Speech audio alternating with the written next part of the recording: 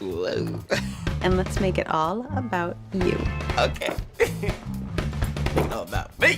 What time is it? 6 o'clock.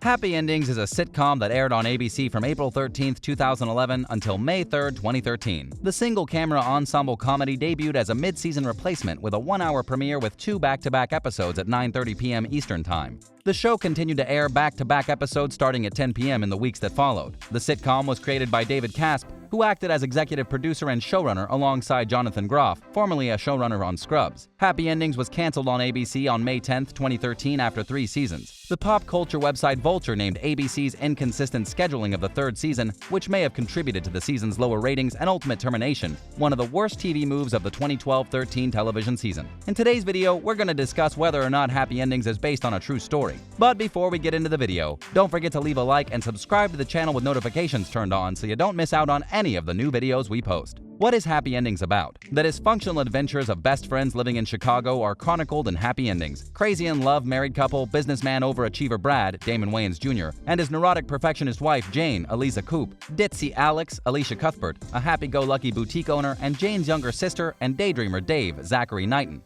an aspiring restaurateur and food truck owner. The series begins with Dave and Alex's wedding, which is cut short when Alex abandons Dave at the altar. The 6 friends must deal with a significant shift in the group dynamics as Dave and Alex lament their breakup, while the remainder of the group tries to keep their friendship alive. Dave and Alex resolve to keep their friendship, but there will be many more issues in the future. While the initial premise of Dave and Alex's broken engagement was the focus of earlier episodes, as the series progressed, this idea was essentially abandoned. Instead, in the tradition of ensemble comedies like Friends and How I Met Your Mother, the focus switched to the group dynamic of 6 closest friends. In most episodes, there were 2 storylines in which different combinations of the 6 individuals found themselves: development and production. The pilot episode, written by David Casp and directed by Anthony and Joe Russo, was greenlit by ABC on January 19, 2010. Sony Pictures Television, ABC Studios, and executive producer Jamie Tarsis Fanfare Productions were behind the show. Jamie Tarsis, Jonathan Groff, and the Russo brothers were executive producers. Damon Wayans Jr. was the first actor cast as Brad, Jane's husband who does anything she says, in February 2010. Casey Wilson, who plays Penny, the group's desperate and lonely buddy, was the next to join the series. Eliza Coupe and Adam Polly soon joined the cast as Jane, Alex's control freak sister who's married to Brad, and Max, Dave's close friend and roommate, respectively. Elisha Cuthbert was then cast as Alex, Dave's ex-fiancée who abandons him at the altar. As the newly single Dave, Zachary Knighton was the final actor to be cast. On May 13, 2010, the pilot was ordered to a series as a mid-season entry in the 2010-11 United States television season. The program was renewed for a second season on May 13, 2011, and it premiered on September 28, 2011. ABC ordered 6 additional episode scripts for the show on October 13, 2011, citing higher ratings for the series. The sitcom was renewed by ABC for a full 22-episode second season on November 3, 2011. Happy Endings was renewed for a 3rd season with 22 episodes on May 11, 2012. The first episode of this season aired on October 23, 2012 at 9 p.m. Is it based on a true story?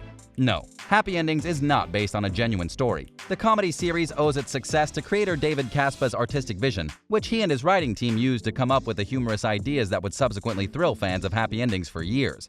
2 of his first 3 scripts were sold, and one of them went on to become the cult classic film That's My Boy. On the guidance of a television agency, Casp later tried to pitch a television series idea. The shift from film to television, on the other hand, was less than seamless. He quickly learned what he was doing wrong after most of his early attempts to sell a story to producers failed horribly. Actually, most of the storylines he thought were unique had already been done. Therefore, no one was interested in trying them out. As a result, Casp came up with a novel concept. He created a traditional romantic comedy story in which a guy is inspired by his buddies to pursue the girl of his dreams, to the point where he practically attends her wedding and flees with her. Casp's story, on the other hand, had an intriguing twist. So you assume it's his movie essentially, but the camera pans around at the guy left at the altar, and you actually tell that guy's story, he explained at the making of Happy Endings. So I pitched it to Jamie Tarsis at ABC on Monday morning, and she loved it. It's hard to imagine David came up with the show's plot in just one weekend following a series of setbacks. What's even more intriguing is how the team came up with the show's memorable catchphrases and distinct language delivery. David explained the entire process to Pop Culture Principle in an interview, saying that it was a cooperation amongst everyone. Casey Wilson, for example, came up with the manner of the amazing catchphrase all by herself. The best pitch, best joke, and finest improv would win, according to the creator. Every fan of Happy Endings knows that the sitcom was immediately compared to Friends after its premiere. Although David claimed that the show's troubles stemmed from competition from other comedy shows created with the goal of replicating the success of Friends, it's difficult to overlook the parallels between the two. Rachel abandons Barry at the altar in the first episode of Friends, and Alex does the same to Dave in the premiere episode of Happy Endings, which both characters regret for a time. The two comedy shows follow 6 friends as they navigate work and relationships in a major city, and despite the challenges, manage to stick together. As a result, it's clear that the similarities between the two shows aren't without merit. Both, however, are the result of a collective effort between the writers and their creative crew. As a result, we can deduce that the film Happy Endings is not based on a factual story. Why wasn't it picked up for season 4? Why didn't ABC make a 4th season of Happy Endings? Between 2011 and 2013, the comedy series aired for 3 seasons. However, after the 3rd season, executives decided to cancel the critically acclaimed show. With a resurgent streaming fan base and the original actors interested in returning, a 4th season of Happy Endings could be on the way soon. Happy Endings has a cult following thanks to its innovative humor and examination of sexual politics, as well as the incredible comedic chemistry of the primary characters. By the season 3 finale, Brothers and Sisters, devoted fans of the early 2010s TV drama were completely invested in the fate of each protagonist, particularly Alex and Dave. In the series' concluding moments, the longtime lovers decide to break up and dance with their best friends. Fans of sitcoms like Friends and Seinfeld would have felt the same way if they had stopped after 3 seasons, if only because of the endearingly sympathetic leads. In May 2013, Happy Endings was officially canceled due to low ratings.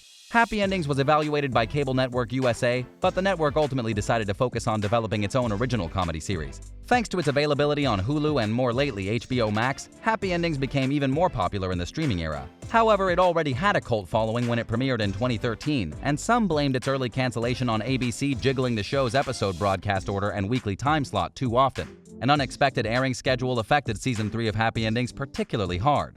The season premiered in a Tuesday evening time slot with a weekly repeat airing on Sundays. Happy Endings went off the air for 2 months, and when it returned with a Friday double time slot, it was preempted by the nightly news due to a manhunt for the Boston Marathon bombing suspects. The series' ratings hit an all-time low for the 21st episode, ironically dubbed unsabotageable, owing to ABC's shifting schedule and public confusion over when fresh episodes of the show would run.